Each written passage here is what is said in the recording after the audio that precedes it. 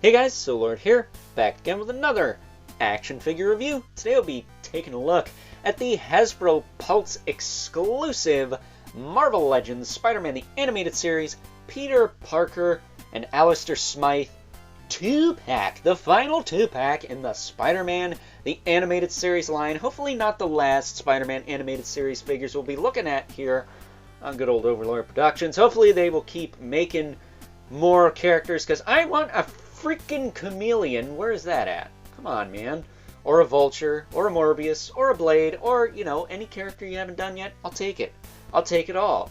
I do have the retro card Kraven. Not sure when I'll get around to that, but I will bring him out for a comparison so you get a look-see at how he stacks up next to Smythe here. And newsflash, Smythe is all new parts. And Peter Parker might have some new parts going on too, but I'm not 100% sure on that. You'll have to let me know in the comments below if I'm right on that one. So, getting right into the meat and taters of this review, Peter Parker does come with a pair of thwip hands, but no wall crawly and no fist hands. I would have liked the full spread of Spidey hands with him since he is Spider-Man still. And I'd also like a Peter Parker in the t-shirt. Maybe just this pink t-shirt, but also the button-up shirt. There's a specific name for it, and I can't remember what it is, but it's got the collar, and it's got the stripes on it. It's an iconic look from the first season of the show. Be really nice to have. Maybe pack it with a chameleon, you know? That would make sense. But he does come with whip hands.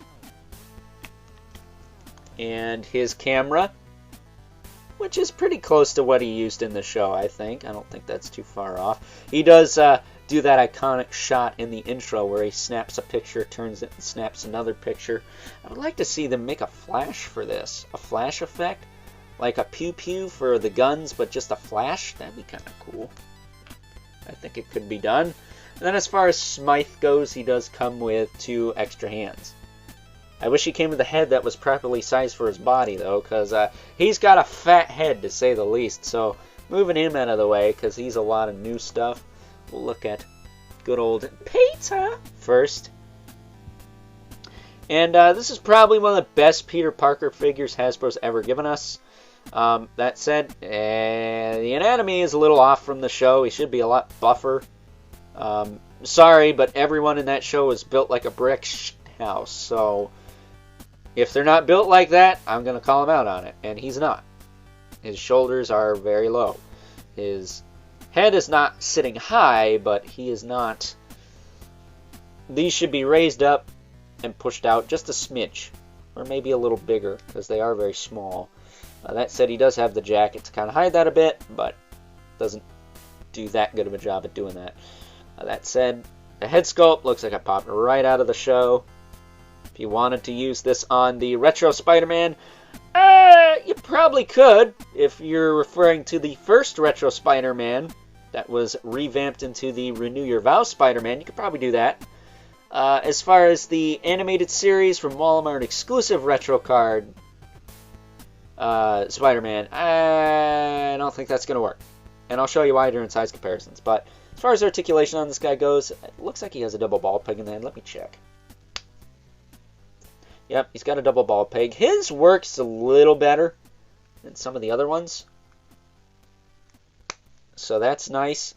He does have some tilt in there. And of course rotation. He does have shoulders that go a little bit more than 90, so that's nice. They do rotate all the way around. Does have a bicep swivel. He's got a single joint in the elbow with rotation.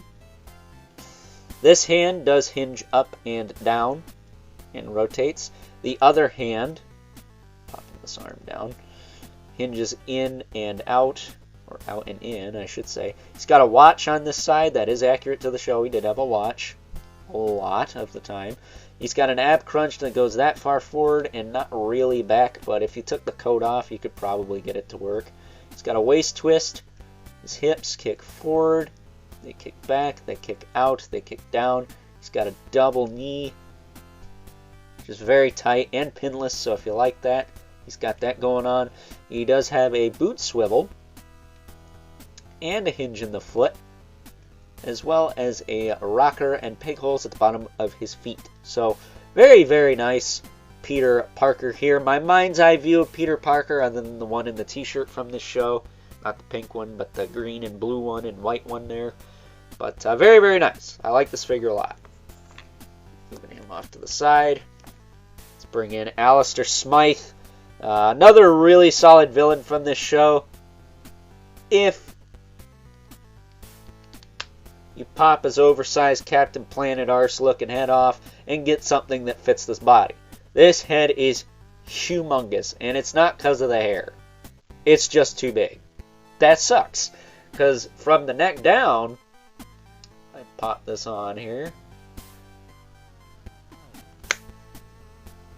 It's a great figure. The anatomy is dang near perfect. Look at the shoulders. Look at the way the waist is pinched in. Look at how the upper legs are longer than the lower legs.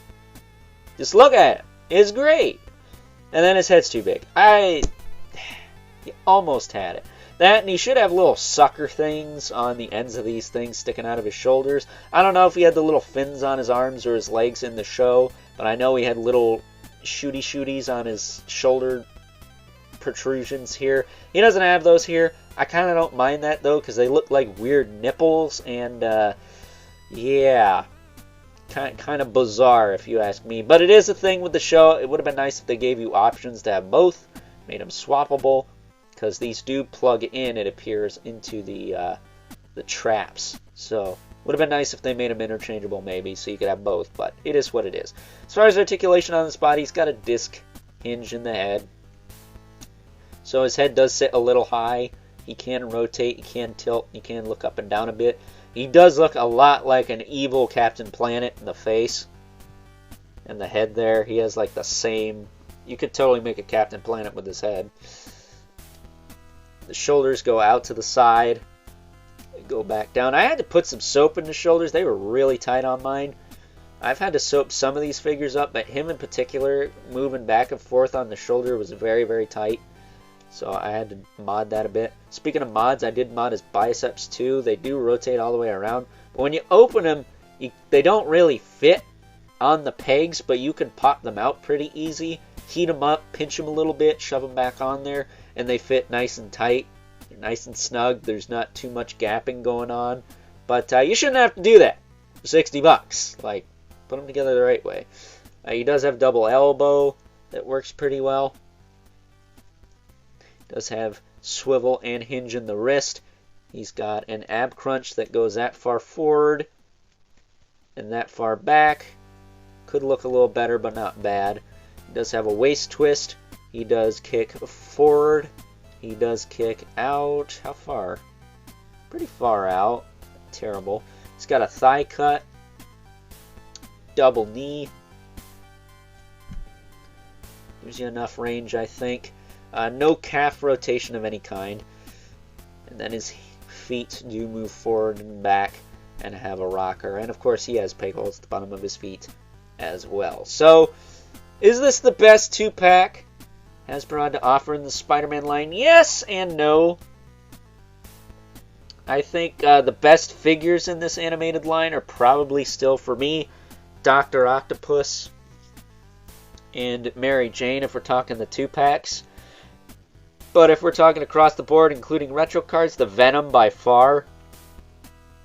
It's a really awesome Venom. And I do really like some of the other retro card offerings, like the Shocker, the Lizard. Even though they're not 100% based off the cartoon, they are close enough for government work, which is, at the end of the day, kind of really more or less what I want. So, with that being said, let's now move on and take a look at some size comparisons. First up, here are both Peter Parker and Alistair Smythe alongside Peter Parker's classic retro card 616 Steve Ditko inspired counterpart, which is a good figure. I think they could have done a little better with the glasses, much like they did with the Stan Lee figure. Something like that, I think, would have made him a little bit better of a representation of that era Peter Parker, but it is goofy, wacky, zany, crazy like the 60s were, so, you know, I don't mind it too much. And then we also have another retro card figure, which I'm not sure if I'm going to get around to reviewing this guy anytime soon, but we do have the Walmart exclusive retro card Kraven. Really solid figure, but a lot of reuse here and not a whole lot to talk about. He is literally head to toe stuff we've already seen before, but pretty much looks like he stepped out of the animated series other than maybe the head sculpt. So moving him and Peter out of the way. We do also have Peter's main squeeze here. Mary Jane. See how they scale together. They look quite nice. And then for another solid villain from this line, much like Smythe, here is Dr. Octopus. See how they scale with each other. Not bad. Not bad at all. Get them out of the way. Then we have Aunt May. See how she scales with Peter Parker here. And probably my favorite villain from this 90s Spider-Man animated line, the PulseCon Venom. Sure, some of you are frothing at the mouth at the sight of that thing, because he goes for a lot of money now. He's large and in charge, too. He ain't taking crap from nobody. He'll knock the snot out of you. Very large figure in comparison to the others. Get him and Aunt May out of the way here. We also have the animated Spider-Man. And I think just because we have him here, the Green Goblin. If I can find him. There he is. We'll throw him in there too. I think they did a good job on him as well. But you could see something's a little off here, particularly with Spider-Man and Peter Parker. Peter Parker is taller than himself. As I said before in the Symbiote / Black Costume Spider-Man vs. Carnage 2-pack video from a couple of days ago, somebody doesn't know what the heck they're doing, and that's just stupid. So I think we're done talking about this Spider-Man here being out of scale, right? Everyone knows he's too small. You compare him to the other characters, way too small. But that's the nature of Marvel Legends. They don't know what they're doing, and they don't check the source material, clearly. I think they care, but I think they're a little ignorant to some obvious stuff going on.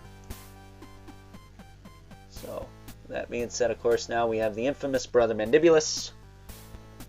And of course, wouldn't be one of my videos without Levin Spawn, who's back to practically being off screen. So, with that being said, time to wrap things up. Some final thoughts.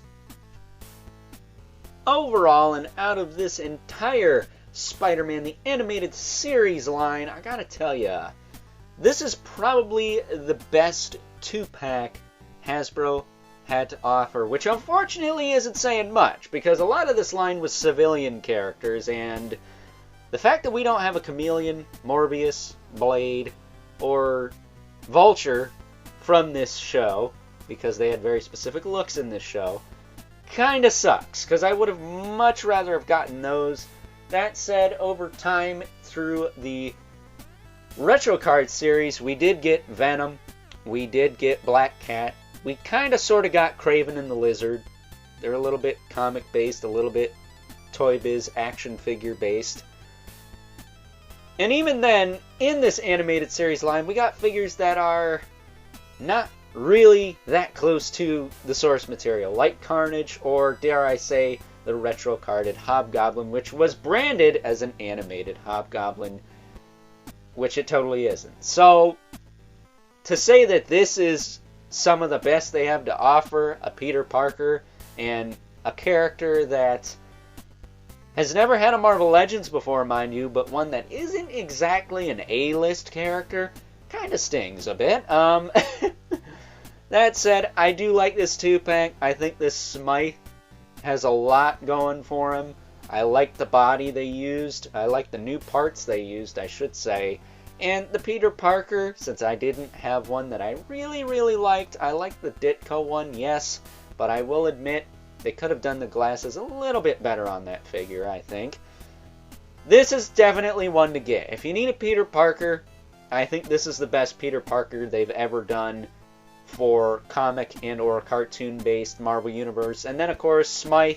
It's the first time getting him, so you gotta get him right. So, with that being said, hope you guys enjoyed this review. Until next time, I'll catch you guys later.